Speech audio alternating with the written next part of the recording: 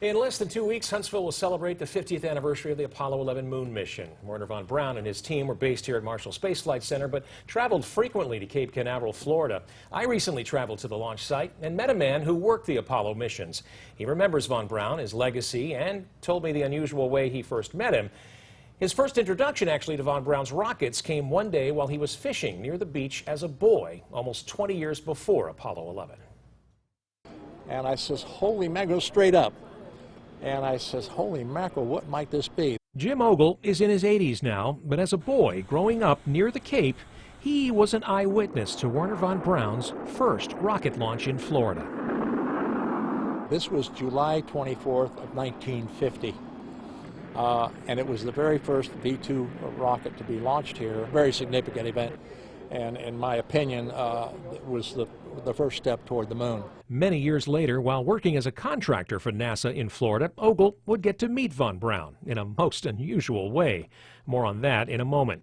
We met Ogle where he worked during the Apollo missions in the VAB, the Vehicle Assembly Building, that giant building at the Cape where the rocket stages are stacked vertically, then transported to the launch pad, a mobile launch concept developed by Von Braun and his team. Big enough to assemble 4 of these Saturn V Apollo vehicles simultaneously in vertical position and then move them out from this vertical assembly building to the launch pad 3.5 miles away. The mobile launcher is carried by the appropriately named crawler transporter at a snail's pace of 1 mile per hour.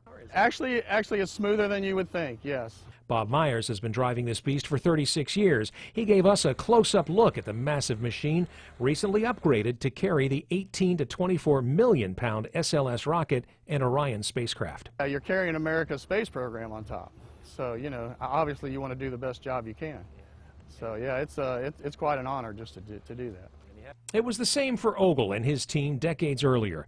He was there for every launch. He still has his Apollo 11 firing room badge. The intensity in the firing room for that particular launch was horrendous. I'll never forget it. Your adrenaline was just was maxed out. Something else he will never forget, meeting the most famous man on the team, Von Braun, in the line for the bathroom. I'm standing in the line there along with everybody else, and Wernher Von Braun comes up right behind me, and I'm in awe. I want to turn around. Hi, hey, how you doing there? I didn't know what to do, what to say, but the only thing I could do was turn around, and I said, Dr. Von Braun, would you like to go ahead of me? And that's the only thing I could do. And he said, no, I take my turn. This part of Florida is now known as the Space Coast. And Ogle says they can thank the vision, wisdom, and inspiration of the men and women of the Rocket City for changing the world forever. It was Wernher Von Braun out here with his rocket team from the Redstone Arsenal up in Huntsville, Alabama. If it hadn't been for them, I don't know if we would have walked on the moon in '69, to be honest with you. Just 12 people have walked on the moon, but it took thousands of people to get them there. Ogle says he was just in the right place at the right time at the right age. Says it was a magnificent time in this country's history, and he is proud to have been part of it.